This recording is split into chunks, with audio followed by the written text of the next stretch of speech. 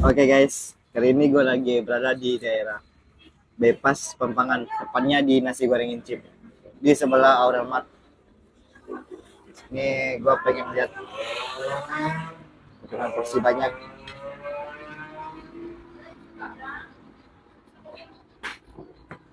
Dan di sini ada mie goreng khas Padang dan juga telur dadar khas Padang.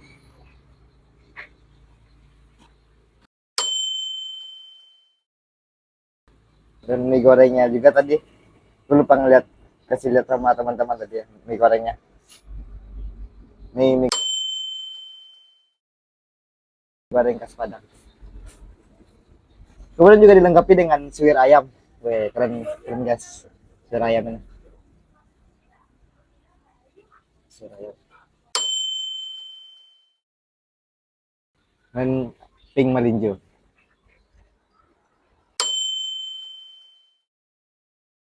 Bahasa Padangnya bagus. Oke, kita coba ya bismillahirrahmanirrahim.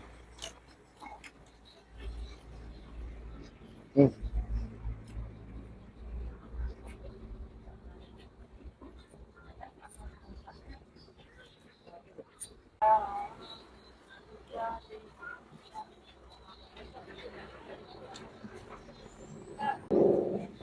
Jadi teman-teman, nasi goreng Encim ini udah berdiri kurang lebih 20 tahun. Cukup lama di sini. Mungkin gue yang baru tinggal di sini. Baru ketemu sama nasi goreng.